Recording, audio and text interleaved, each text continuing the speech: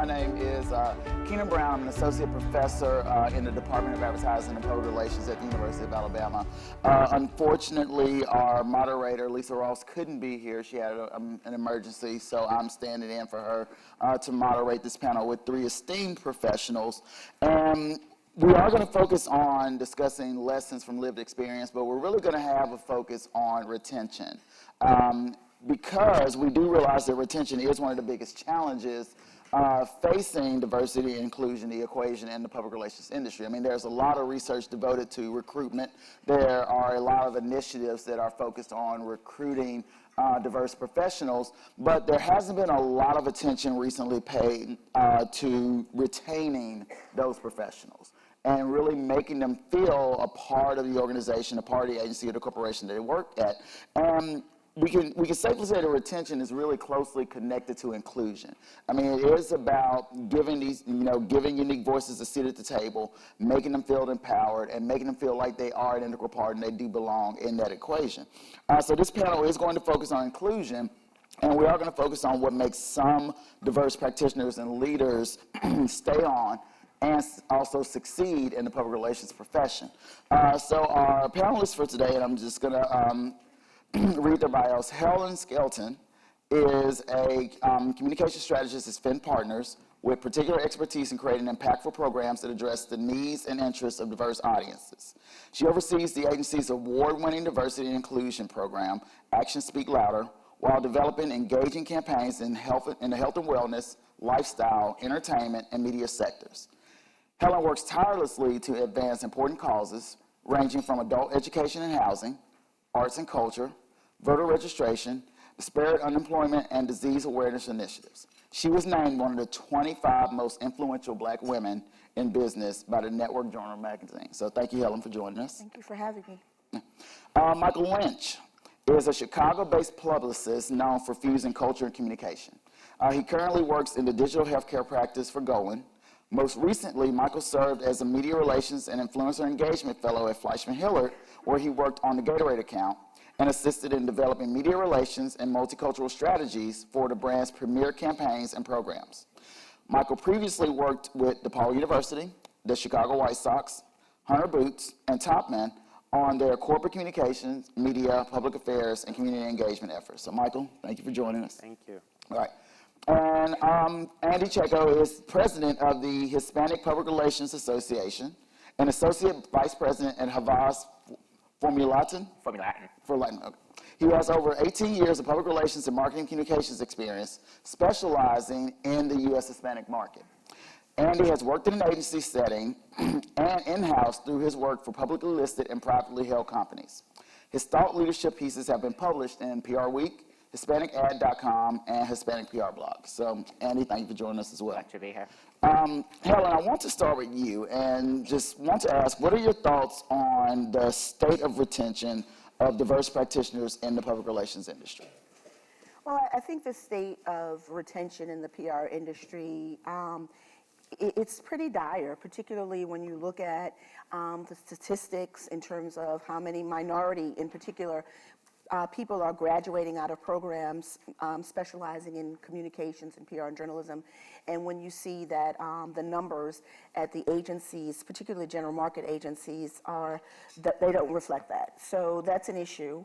Obviously at Finn Partners, where I am a senior partner, unfortunately I'm the only senior partner for now, it's an issue for us. So I'm very pleased that we, are committed to this issue, and our numbers, listen, I'm happy to share them. Our numbers, we are at about 22% at a rate of diversity, which is nearly double the industry average, but that's still not enough.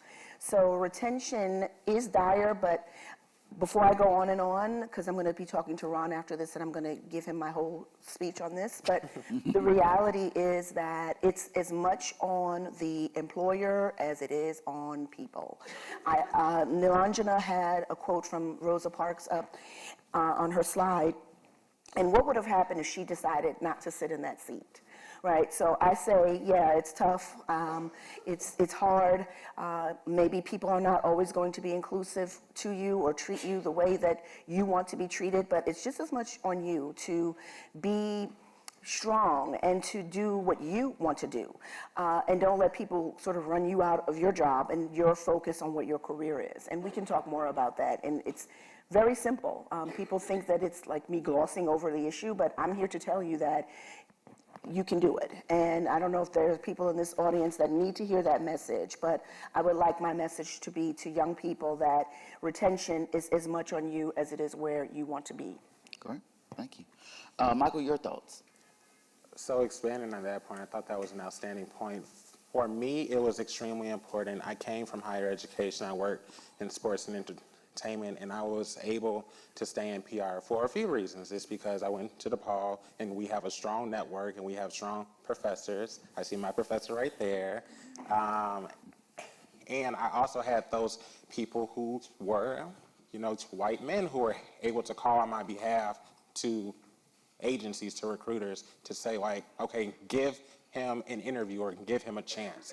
And I'm split on that because I applied with the same information without this person's, stamp of approval, but now because this person who has a privileged identity says, oh, okay, he's good, then that gets an interview. But I also think that I've been able to stay in it because I've had these different experiences, because as everybody in PR knows, it's sometimes sports is hot, sometimes corporate is hot, sometimes healthcare is strong. So being able to kind of respond to what is happening in PR is how I've tried to stay competitive. But it is hard, as you talked about, and I think sometimes students don't get the true feedback that they need. But expanding on your point once again, it is possible. It isn't the easiest job. I would say staying in PR has been an outstanding process, but it has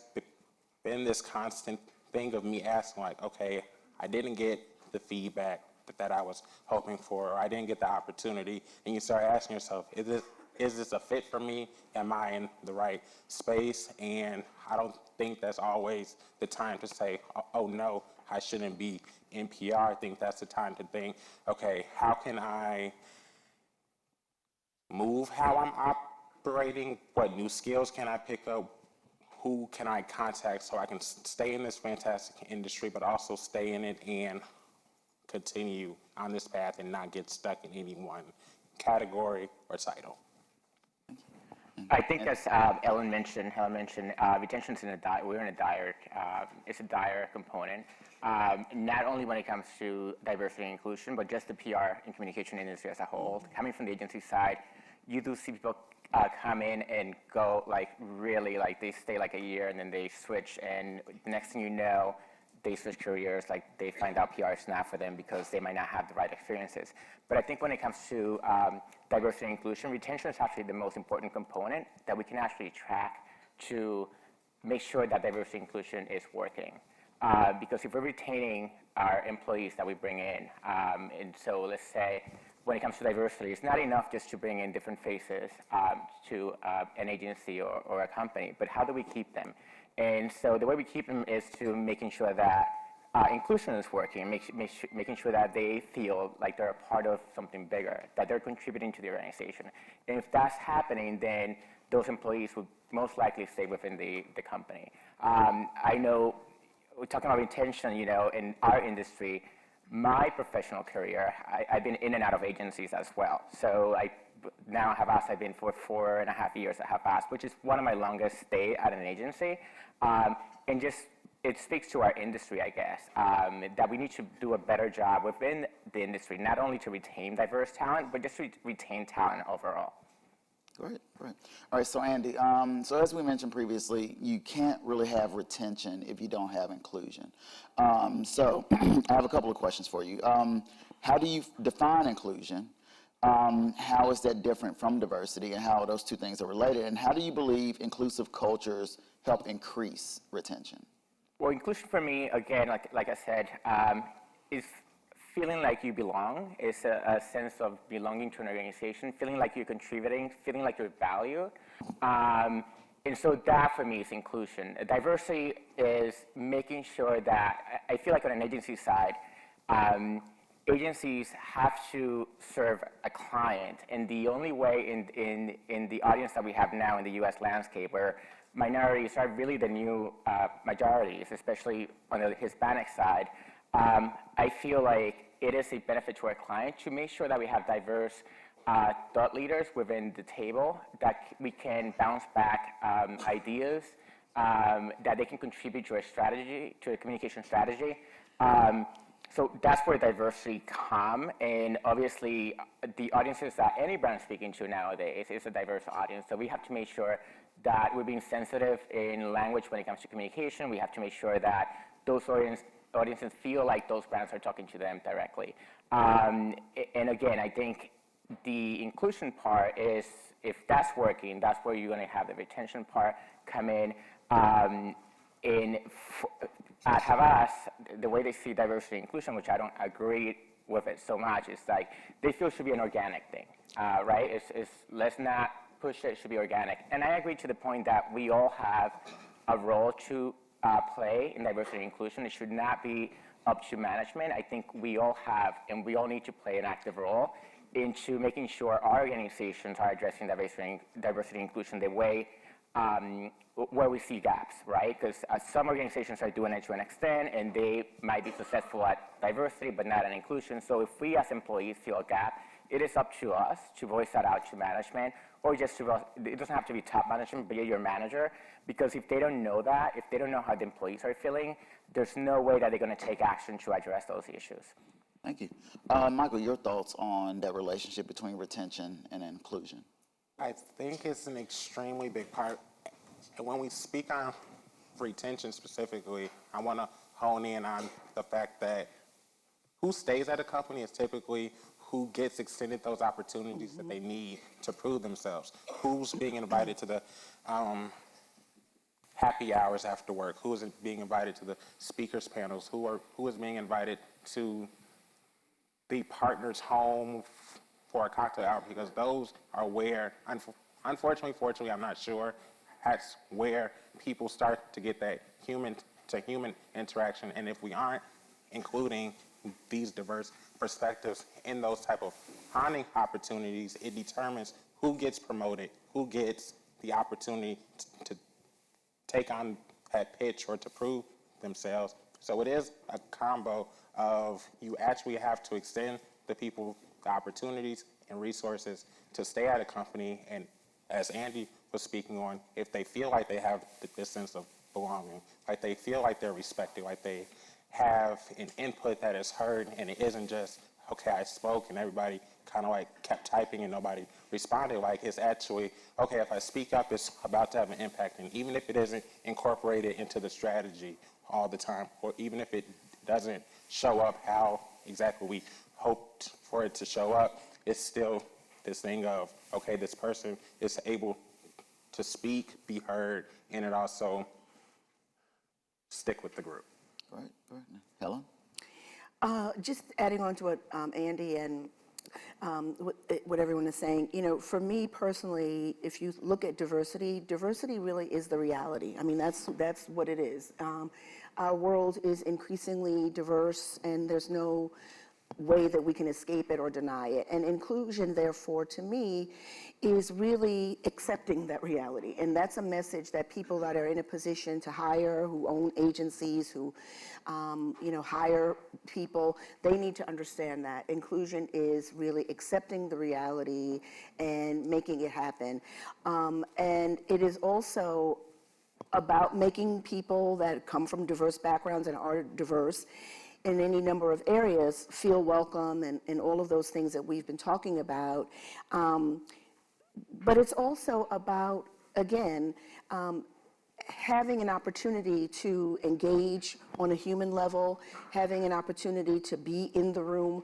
All of those things make sense, but if we're not in the room to begin with, then it's a silly conversation to have in terms of inclusion. So we've got to just kind of be there, accept the opportunities as they come, and seize opportunities that you want to create for yourself. So we do know that, there has been a struggle with diversity, but there's been an even bigger struggle with inclusion. So could you share a story, and Helen, we'll start with you. Could you share a story about your own struggles with inclusion, or maybe even a colleague's struggles with inclusions, and just talk to us about how was the situation navigated, was the colleague successful? And most importantly, what lessons can we take away from that experience? Okay, so I'm going to do a commercial. Everyone, please get the Diverse Voices book that was produced by the Museum of PR in conjunction with the PRSA Foundation. And I'm not saying a commercial because I need you to buy the book. It's no, but I want people to know that there are many, many voices that are diverse in our industry, that there are lots of stories about this issue. But for me personally, I don't really talk a lot about it. I kind of talk about it in the book, but we can all sit here and exchange war stories about what happened, and it's tough. It is very hard, but it has to do with who you are inside. So I come from a kind of a background where you either had to sink or swim. So I went to Dartmouth College at the age of 16. I grew up in Harlem, and I was taught that no matter what you want to do is the priority. So I wasn't interested in people saying to me, how could you go up there in Hanover, New Hampshire? It's not a lot of black people there or whatever. Anyway, you kind of create your opportunities where you are. So I did all that. And in terms of a story, I can tell you multiple stories of not feeling or being included, but making sure that I was. I was lucky enough to have mentors in my life, people like David Finn, people like Philippa Polskin, people like Peter Finn, and many, many others on that side that helped me and mentored me and gave me opportunities because they knew that I had something to offer and to bring to the table. I was just telling Levon, who's a student there, he's a senior, he's going to come see me when he graduates. I was telling him that, there's a lot of blockage that happens, right? And regardless, because success is so sweet, specifically in our industry. I mean, I've been, on corporate jets going to Switzerland to present programs and all kinds of things, and it's wonderful. But to get there, it's like you almost have to be a ninja to get through what people try to do to block you from enjoying that and seeing that. So that's kind of my story. But one thing that really inspired me, and I'm happy that I'm able to do this work for my agency, is a young lady a few years ago came to me and said to me, we were working on an account together, and she said, may I talk to you? And I said, sure, because, as a black woman, I feel that I have a particular role to play for young people, not just black, not just white, whatever, but in particular, our young women of color. But shout out to my Finn Partners team that's here, Taylor, everybody, Ravneet. But the reality is that she said to me that probably twice a week, she goes into the ladies' room and cries. And I said to myself, what are we doing to this young lady? So I took it upon myself to nurture her, to mentor her, and to try to engender in her a core strength that and there are laws. Again, the other thing I want to say is when Rosa Parks decided to stay in the seat, it was a different time. We now have labor lawyers and people to deal with things if there are legal issues that you're facing. But the reality was that was a moment, a turning point for me, and I went to management and said, we've got to do something about this, and we did. Thank you. Michael? Man.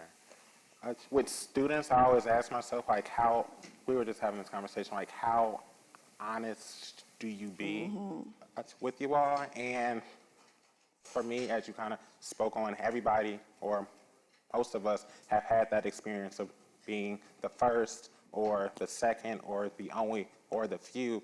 So it has been countless times in my career, even going back to higher education, where I stood out. And it was just this thing of I just got so stuck on trying to be this perfect person and trying to respond to everything and to show up and to do all of these things. But at some point, you just have to get to a point where you say, okay, I have done everything I can do, and the only thing that I can control is myself, as you spoke on. So at that point, I don't care who has a problem if I go after corporate comms or higher ed or that type of stuff. Oh, but you don't have experience for that. But the person that you just hired for that position also do not have experience. So who's to say that that person can do it, but I can't do it? So it became this thing of like, I just had to speak up for myself. And I have to say, okay, even if I don't know everything up front, I have to study up on it. And at the time, it was hard. It was extremely hard. But I think the positive and the highlight of that is seeing people here like Levon Ackerman, who you just spoke on. We went to school, so he gets 2 shout-outs today, and please speak to her after this.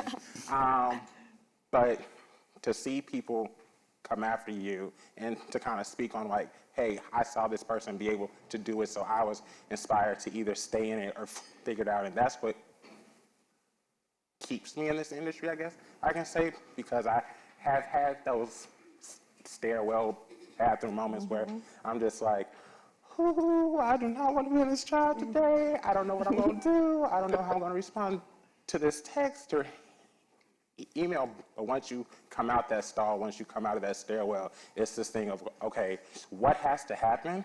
And sometimes it's a hit, sometimes it's a miss, but you have to try. And you have to put yourself out there. Absolutely. Yeah, I'm going to take it back to the Diverse Voices book, which I'm a part of as well. And when I was writing my piece for the book, I really wanted to, I thought about how do I connect to that college student that might have come from the same background that I came. I came to this country when I was 9 years old in the late 80s. Raised in the Bronx. If you know New York City, Fordham Road in the Bronx is one of the main strips, and my high school was right in the middle of it.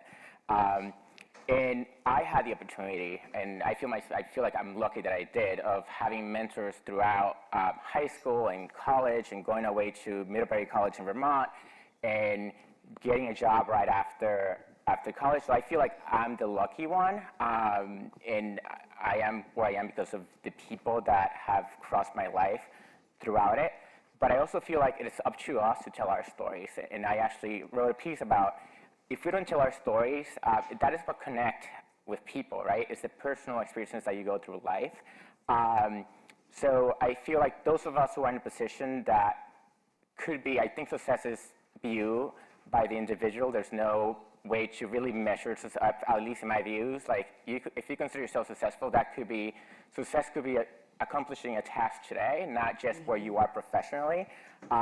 It could be a personal, if you have a family, that's success to you. So the way people view success is different for each person.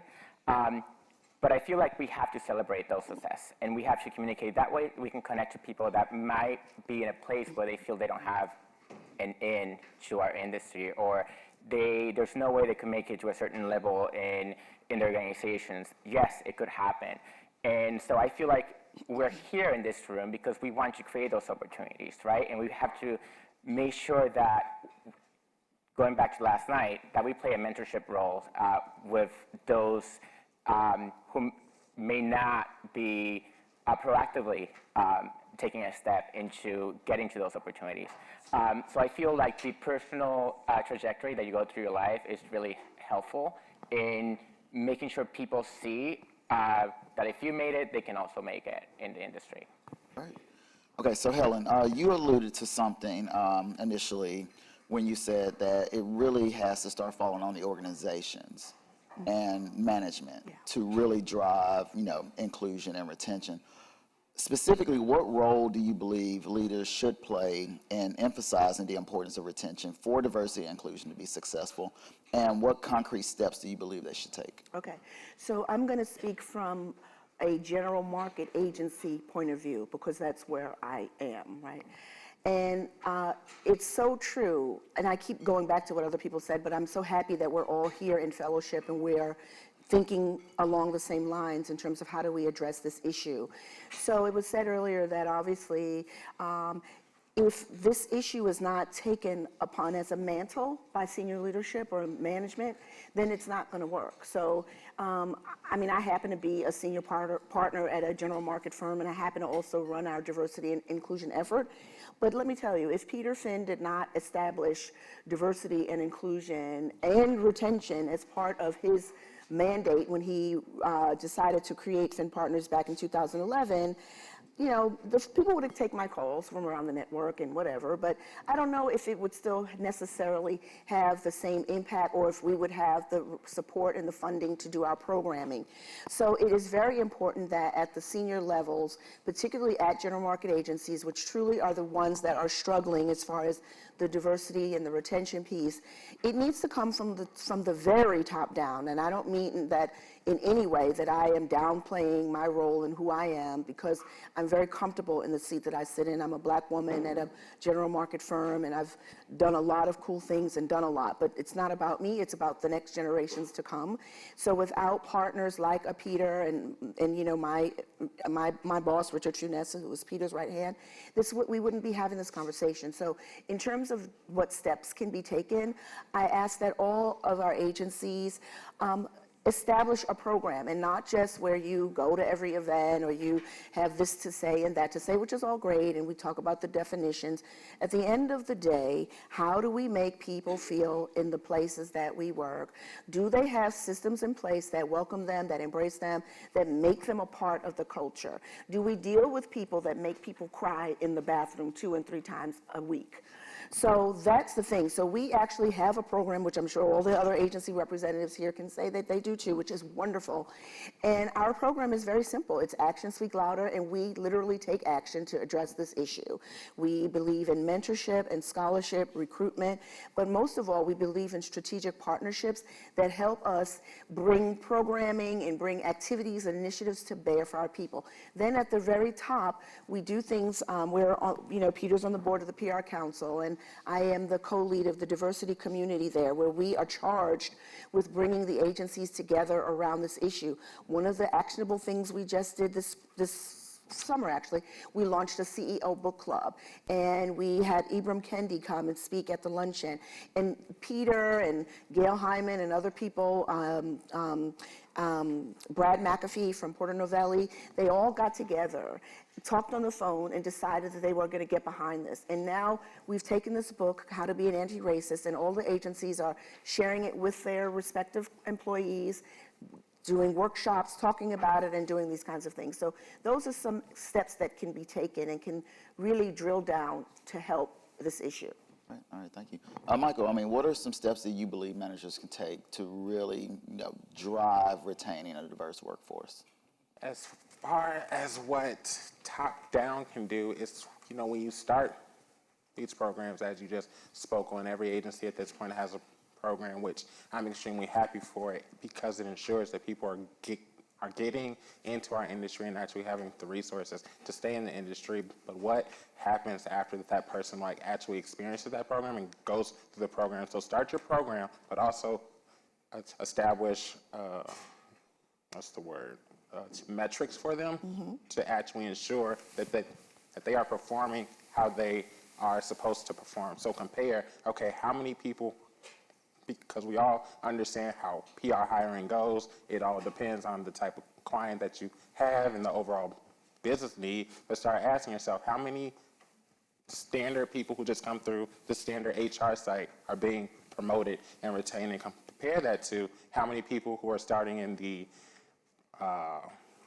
fellowship type programs and whatnot, how many of those type of people are also being promoted? Because from my perspective and hearing from other peers, it's you start at an agency or you start in a program, but then once you get in the program, it's kind of this thing of like, okay, so what happens after this? Is it any type of pathway? And like some companies do so outstandingly in regards of explaining, okay, after 6 months, after 9 months, after 12 months, it's establishing a path in comparison to people who kind of start in the program. And I want us to get typecasted into one specific box, but sometimes they do get stuck in one specific box. Then when they get out, they're like, okay, what is my next step? So as far as these specific steps, adding metrics and also hiring these people for not just the specialty programs, but also hire them throughout the agency. So if you have a healthcare opening or a comms opening, all of these openings that people of color, women, everybody who express interest in them can do it. It's the conversation of who actually gets extended those opportunities. So kind of in conclusion, have metrics, but also expand your hiring practice so people are being hired all throughout the agency and not through one core specific program. Thank you, Michael. Andy? Yeah, so I think in order for D&I to work, you do have to have the buy-in of all part of the organization. So top management absolutely have to believe in it, invest in it.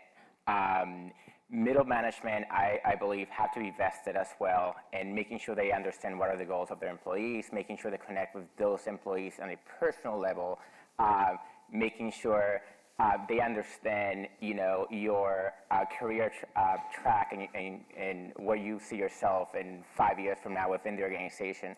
And then on the entry level, I believe those employees also have to be active into D&I. Again, if you think it's not working with the organization, if there's something that you feel you're not being included on, voicing out those opinions to your managers. So in order for it to work, I think there has to be a buy-in of the entire organization with D&I, not just upper management. But without that upper management piece, it just doesn't work either. So it is a all-in approach to D&I. Yeah. All right, so I have one more question for the panelists, but I do want to open the floor to the audience to see if you have any questions for them. And two of our Alabama PR students are coming around with mics right now. So if you do have a question, just raise your hand. They'll give you a mic, and we'll take it from there. We have one right here.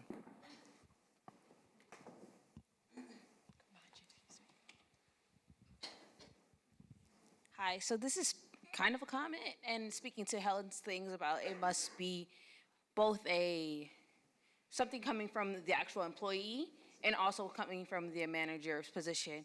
So oftentimes there's a push-pull effect between marginalized identities, people who identify that way, where they want to leave the industry and start their own, whether it's a boutique company or they want to get into the gig economy and work for themselves and be that diverse voice, but represent themselves as a part of a larger general market entity. And so my comment is really about sticking it out and being that diverse voice and that marginalized voice in these general market PR firms.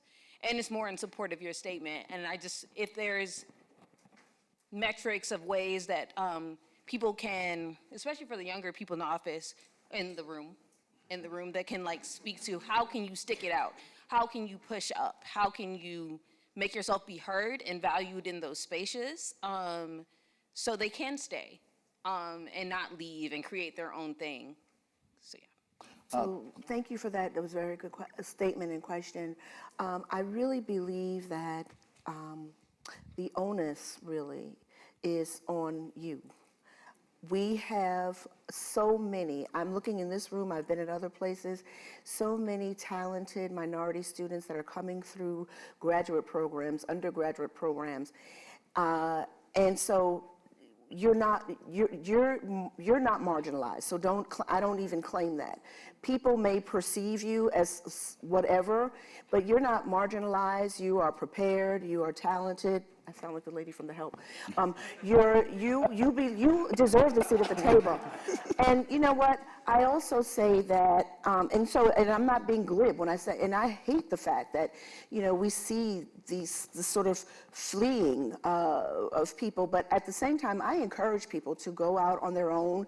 But even if you do that, you still have to have a network and a foundation, whether that's a professional development group, whether it's mentor, regardless of who that person is, you still need that. But while you are trying to get a foot in the door and a seat at the table at a firm or a company, don't go into it feeling that way because you invariably you will be maybe one of.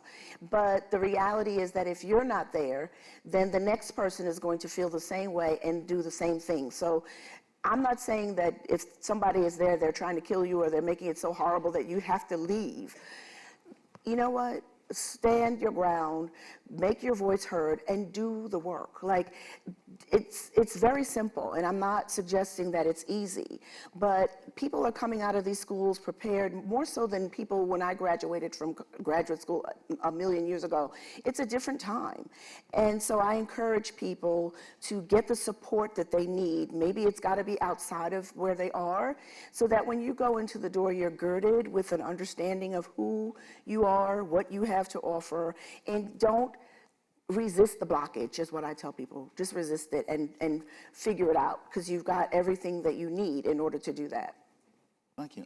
Andy, Michael, do you have any thoughts on this?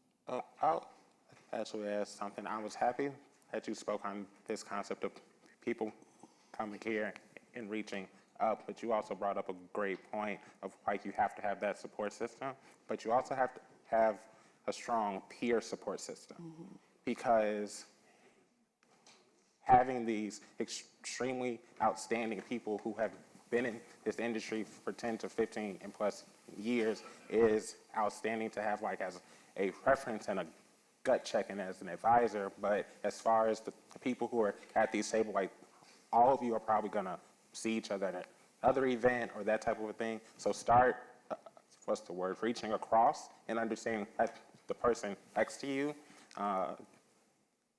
isn't your competition, I guess I can say, because, you know, when I started at Fleischman Hillard, it was me and about 3 other people who started within a month of each other or 2 months of each other. And I promise you, the only way I was able to stay in that job and keep that job and keep going is because I had those people who also started like me, just trying to figure it out, still trying to see, okay, is agency for me, is the gig economy for me? So, and some of us stepped out, but you stepped out and had a plan, had a strategy, but also still staying open to the fact that that strategy and plan might have to change. So I think supporting both points, I think change does not happen overnight. So you just have to become a champion, a change agent within your organization, and just keep pushing. But do not expect just because you said something that it's going to change tomorrow, because that's just not the reality of things. I think as we look at diversity and inclusion, we often see it as a racial thing of having people of color at the table. I think we also have to look at D&I is also about people with disability. It's about having more women at the table. It is about LGBT feel like they're inclusive within the organization. So we need to be sensible to just having people of diverse backgrounds, and that doesn't necessarily mean having a Latino, having a Black person in that table. It's like, how do you have representation from all groups within an organization? And the last thing is, I think, D&I a lot of times live within the HR side of things, and I think D&I should also live on the communication side. I mean, we are the expert on communicating with people, on crafting story, on connecting to audiences, and I believe that we have, as communications department, should play a bigger role in D&I within an organization. David Brown, Philadelphia. Thank you. I'm a preacher too, so I don't need a mic. Anyway, I'm curious. We just started an initiative in Philly about getting all the agencies together because they seem to have all the same problems. We're calling it the diversity task force. Hopefully it'll keep going forward. It's trying to do a lot of different things, but one thing that we end every meeting with is that who are you trying to hire and how? Because we're finding that, I think one of the panelists mentioned about trying to find the right fit might not be the right fit for one organization, but could be for somebody else. And that, to me, was a big hurdle to overcome because, obviously, things are proprietary and so forth. So I'm just curious as to whether or not something like that, I know Philly's not the biggest market, and our biggest agency is not one of the biggest agencies. However, kind of looking at ways to do some networking among our talent acquisition officers so they know that if everyone's trying to be more diverse in terms of their hiring and share some of those best practices, are we comfortable enough as competitors who can collaborate? So I'd just be curious to see if anything like that is happening or what you all would see in terms of the value of that. Helen? Absolutely. Collaboration at any level is important. Yeah, we are competitors, but at the end of the day, we are also champions of diversity, and in order to make a change, we have to work together. I feel that there is a seat at the table for everyone that has something to offer. My mom and dad taught me, whenever you get a seat at the table, bring more to the table than your appetite. Bring something to the table, contribute, and make a difference, and there's enough business, there's enough opportunity, there's enough access for everyone that is qualified regardless of their background. So I commend you for starting the group in Philly. I know there are other trade organizations for our industry, such as the PR Council and PRSA and all of those things, and we work collaboratively to put these things together, and that's why I think that strategic partnerships, which is one of the pillars of our program at Finn, is so important. We could not do this work without our colleagues at other agencies, without our colleagues, you know, and on the client side, and so forth. So I'm just happy to be here and to see so many people that I know and that I want to get to know, you. That it's just the kind of thing that we can do in order to make our industry a better place for everyone. I highly respect that all of you are like hopping on board with that strategy, because it is extremely important. Like, of course we compete, but if we want to keep PR strong on topics like these, it has to be, as Andy called it, an approach. But specifically talking about hiring, I was having a conversation with an HR manager about the same issue, because she just kept talking about, like, I can't find people, but it's also because you go to the same schools, you go to the same places. I know it is some outstanding, smart students who came from historically black colleges and universities. It's students who came from community college because it was cheaper to start off in community college, then transfer into a PR program. But because that person may not have the school or the titles or whatnot that we typically go after, that's also hurting us, because we are typecasting ourselves into hiring kind of the same people. And as Andy spoke on, diversity isn't just about skin tone, it's about thought, about education background, it's family background, it's all of these other things that can be incorporated, but if we're only looking at the same spaces, we're only going to get the same people. Thank you. So I believe that energizing the youth is really the best way we can make an impact. I was just at Syracuse University, just sharing my experience within the Hispanic Peer Association with the COMS program. In the Newhouse School, and they know this because they admitted it to us as well, they still have ways to go into having a more diverse student population within the Newhouse School.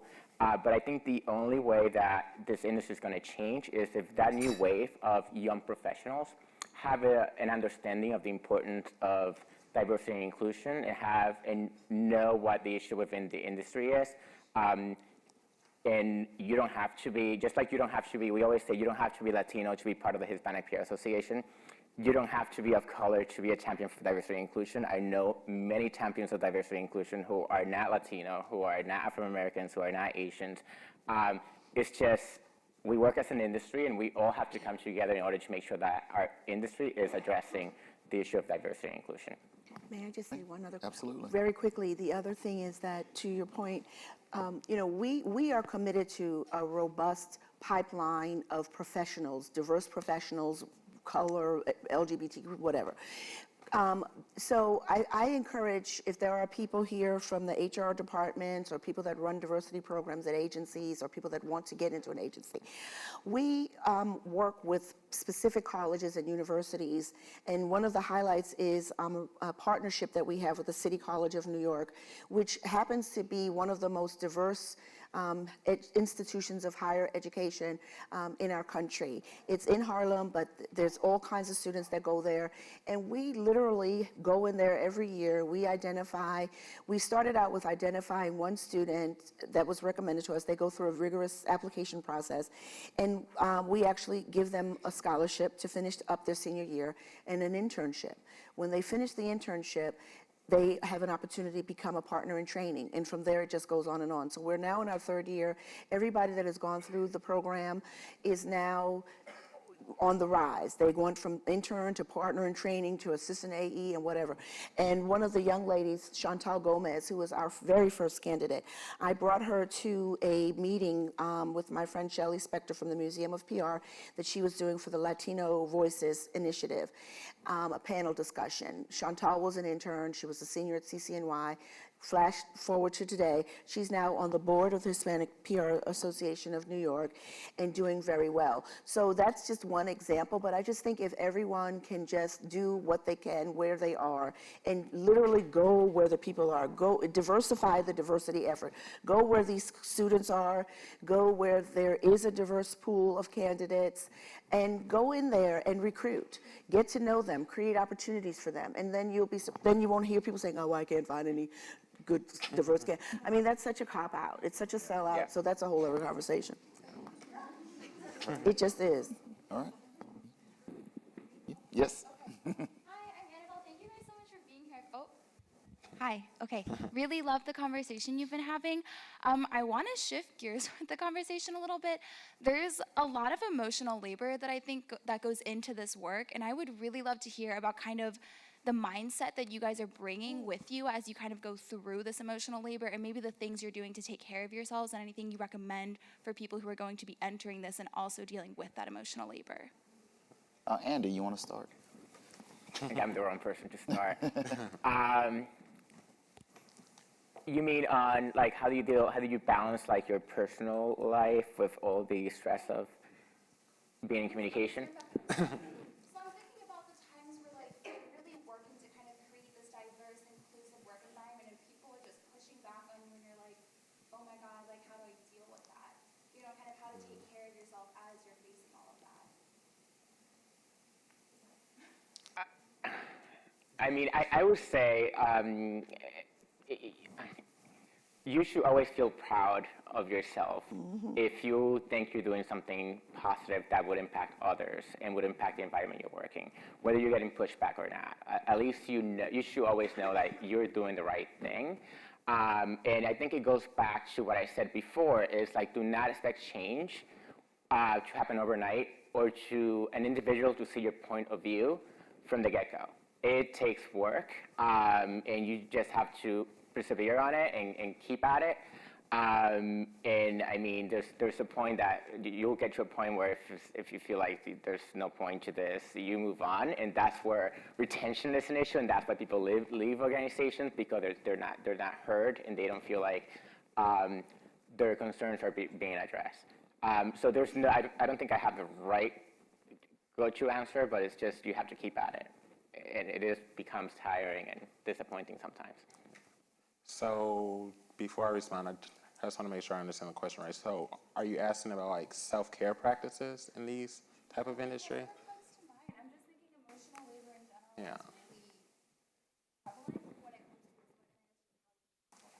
Got you. So I'll speak on the self-care aspect of it. So what happens after 5 o'clock? What happens after 5:30? My good friend, Tracy Perry, who's a counselor, is here today. Like, having a strong therapist, people, like I tell you all the time, like having one, but also understanding I am not my job. I'm not my specific title. I don't connect who I am as a person to the specific job, as Helen spoke on. Like, PR extends you outstanding opportunities, outstanding clients, and all that type of stuff is fantastic and great, but that can't be everything. So I would say after 5 o'clock, if you have the opportunity like to turn off, truly turn off, like go periods of time without checking email, without hopping on Twitter, without hopping on Instagram. I promise you that tweet is still gonna be there at 8 o'clock in the morning when you're on it,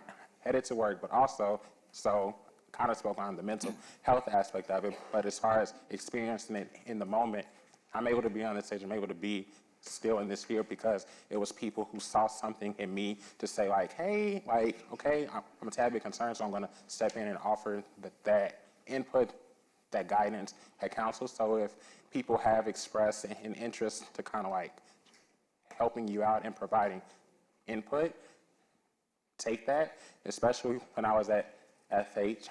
I'm calling out everybody today. I'm sorry, guys, but it's two people here, Rachel Coleman and Andrea Rogers. Hey, y'all. Who I had to have those like in-depth conversations about like, hey, I have this extremely hard project. Hello? I have this. Okay. I have this extremely hard project. I have this extremely hard problem. I'm still trying to figure out how to navigate. So I think they're telling me to wrap it up, but it's okay. So having a strong hybrid of a mentor system who's able to counsel and also having a strong personal support system who's going to protect and look after the person and not so much the PR professional. Helen, your thoughts? I would just say, at people that push back for these issues, people that are with you for the issue, everybody comes at things with their baggage, with what they're going through. I don't take a lot of the stuff that people do and say or push back seriously or personally. You have to be focused on what you want to do. And there will be people that push back. There will be people that aren't, willing to ride the ride with you. But again, it has to do with yourself, and self-care is important. But if I decided that I was going to melt down every time somebody said something stupid to me or did something dumb, I wouldn't be here. You know what my father taught me when I was a little girl, and my sisters, I was going to Hunter College High School, and it was a big journey for me because I went to an all-black elementary school in Harlem and had to journey downtown to go to school, at 11 years old. And he told me one day when I was saying that, it's so different. It's like people go to Switzerland for Christmas. I couldn't even understand something like this. The kids at the school, and it wasn't like I felt like I didn't belong or I love who I am. And that's what my parents told me. My father said to me, you know what? In life, you have to be a wolf. The world is made of sheep and wolves. Wolves eat sheep and super wolves eat wolves. And I'm not raising you to be a sheep. And and I would go to school every day with my wolf suit on, think, okay, I'm going to be a wolf today, Daddy. But that's advice that came to me and comes to me even to this day. I tell people that it doesn't matter listen, people are going to do what they want to do. They're going to be with you. They're not going to be with you. And again, I'm not here to make it seem like it's easy, because it's not. But you can't change what other people can do, what they think. You can only help yourself and go on your journey and just get out there and do what you have to do to help us drive this agenda forward. If we don't do it, then we're going to be here 100 years from now with the same conversation. So just keep pressing on and be a wolf. Right. Okay, so we are out of time. I do want to end on this note, and I just have one final quick question to ask you. So if we look out in this room, and we have a lot of students, a lot of young professionals in this room, and if you look at this room and equate it to what the industry is going to look like, the future is bright. In terms of diversity, in terms of representation, we're looking at a new generation of PR practitioners that will hopefully become champions of that as well. You each have built successful careers despite barriers, despite setbacks, despite frustrations. Could you share either your secret or your motivation for sticking with this industry? And Helen, we'll start with you. And I'll be quick. I just really like what I do, and PR and communications is the kind of field that allows you to pursue your interests on a professional level. So, and that's what keeps me going. Things like fee to salary ratio can keep you up at night, but the reality is if you enjoy what you're doing, I don't know how to do anything else. So that's my motivation, is just being in love with what I do. Thank you, Helen. Oh, yeah, no problem. Sure. So I think you have to be flexible and adaptable. I think our industry, you never know, especially if you work on the agency side, what's going to happen tomorrow, what's going to happen in the next hour. So you just have to be prepared for change because things are always changing. And so that's the only way you can really navigate a career in communications and adapt to the situation. Because if you don't, then you're going to feel like this is not the thing for you. And I think that's the way I've seen it. I think what I do is very specific. My entire career has been around Hispanic PR mostly. I do work in general market accounts once in a while, which to me is a passion because I feel like I am doing a service to my community specifically. It doesn't matter what client or what brand. For example, I work on TurboTax. I'm educating the community about taxes every season. So you just have to look at the positive work that you're doing, and hopefully there's a positive side to every kind of campaign out there. But be adaptable and just do not think like every day is going to be the same because it changes all the time.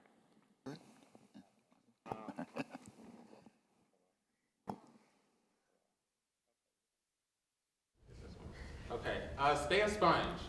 Stay a sponge and take up every opportunity that you can.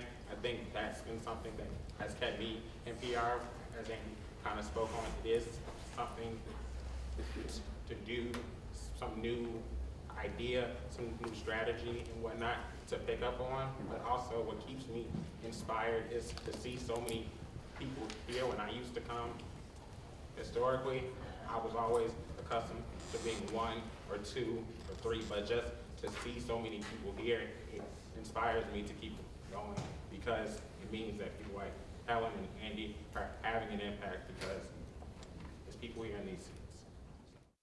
Helen, Michael, Andy, thank you so much for giving us your time and your effort.